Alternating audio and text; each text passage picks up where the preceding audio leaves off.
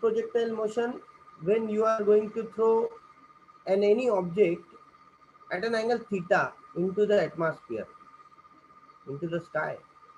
अगर कोई ऑब्जेक्ट आपने कोई एंगल से थ्रो कर दिया, yes, in xy plane, then the trajectory formed by that entire object is going to get a motion, and that motion is called as a projectile, जो कि आपके सामने है. एक एग्जांपल लेते हैं हम. Any object we are going to throw from this point, ये पॉइंट से हमने ऑब्जेक्ट को थ्रो कर दिया, and that object is going to now ऐसा का एक ट्रैजेक्टरी बना रहा है. So the distance achieved at the maximum height by that object is called as the maximum height, and the maximum trajectory with the horizontal distance formed by the object is called as a range. जो horizontal distance होगा वो range होगी, और जो vertical distance होगा वो maximum height होगी. Are you getting my point? Okay. So the angle actually made by that inclination with the horizontal is very important. It is that angle at which you are going to achieve the maximum height. वो angle भी हम निकालेंगे कि कौन से particular angle पे object maximum height attend कर रहा है. सेकेंड थिंग, कौन से मैक्सिमम एंगल पे particular object maximum range attend कर रहा है. मतलब दो चीजें हमें ऑब्जर्व करनी है. यहाँ पे मैक्सिमम हाइट भी मिलनी चाहिए और मैक्सिमम रेंज भी मिलनी चाहिए, so that you can say that it is a perfect projection. कोई मिसाइल लॉन्च करे, रॉकेट लॉन्च करे, तो ये प्रोजेक्टाइल मोशन हुआ. तो यहाँ पे टारगेट है कि रेंज क्या होगा. Range is the horizontal distance travelled by the projectile from the point of projection to the end of its trajectory. फिर से एक बार, हॉरिजॉन्टल डिस्टेंस होता है किस किस चीज के बीच में? ये होता है पॉइंट ऑफ प्रोजेक्शन और ये होता है एंड ऑफ इट्स ट्रैजेक्टरी. इस डिस्टेंस को हम कहेंगे रेंज. सेकेंड होता है maximum height. So it is the vertical distance, maximum vertical distance attained by the projectile after which the motion is going to get downward. That is called as maximum height.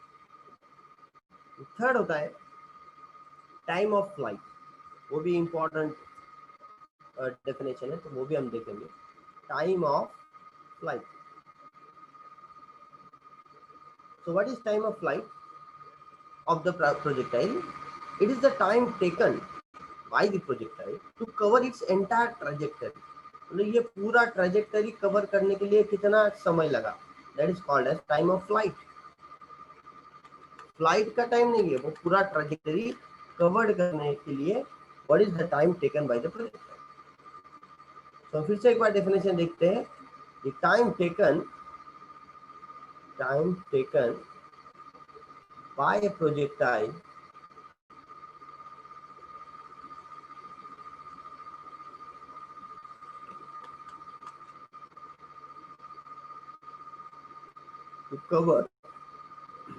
to cover entire, मतलब पूरा के पूरा trajectory cover होना चाहिए. The time taken by a projectile to cover the entire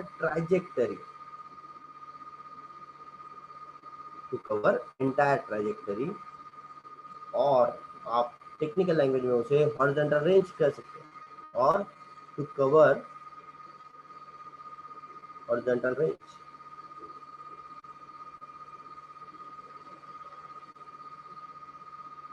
This is called as time of flight. Now we will come towards this equation of motion. हम दो तीन equations बना लेंगे जो कि बहुत इंपॉर्टेंट है as the your exam point of view, और जो कि हमें डेरिवेशन निकालना है हॉरिजॉन्टल रेंज का. तो सबसे पहले तो हमें मान लेना पड़ेगा जब ये ऑब्जेक्ट थ्रो हो रहा है, इसकी जो इनिशियल वेलोसिटी वो u होगी. Yes sir, u is the initial velocity.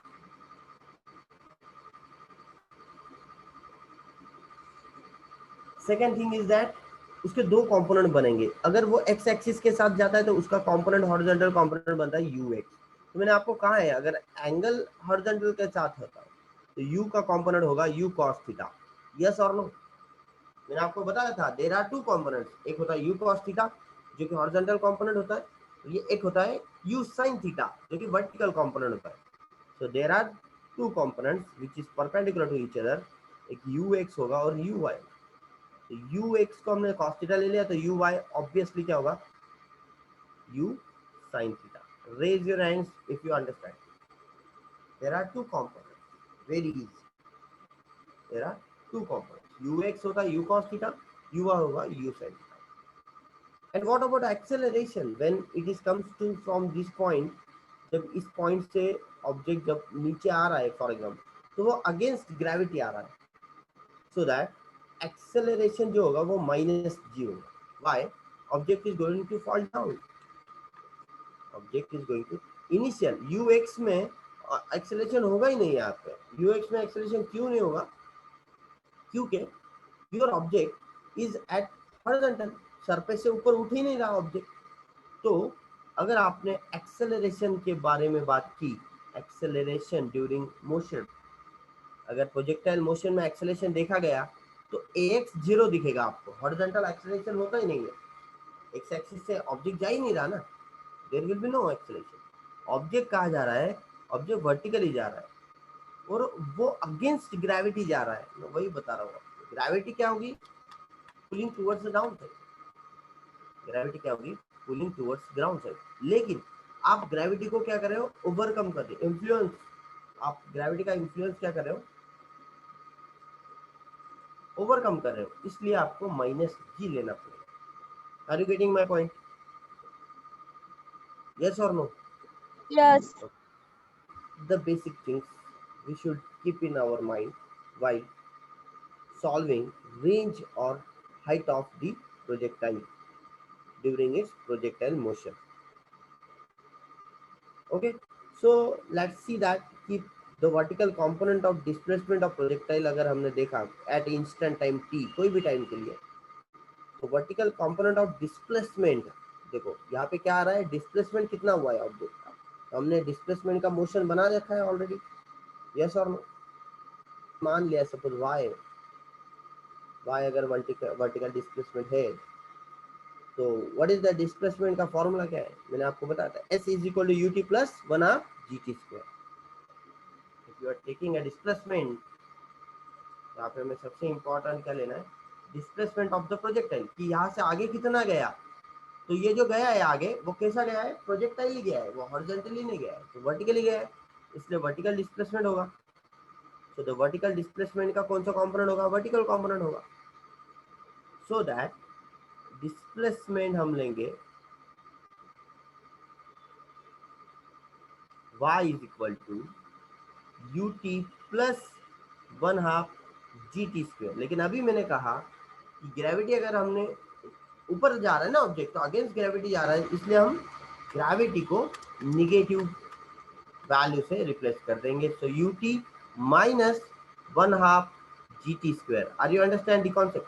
क्यों माइनस कर दिया सर आपने? फॉर्मूला तो प्लस था, माइनस इसलिए किया क्योंकि हमारी जो मोशन है वो ग्रेविटी के अगेंस्ट है, जो भी मोशन हमने बनाई है वो ग्रेविटी के अगेंस्ट है, तो ये बहुत इंपॉर्टेंट चीज है। So this is the equation of displacement.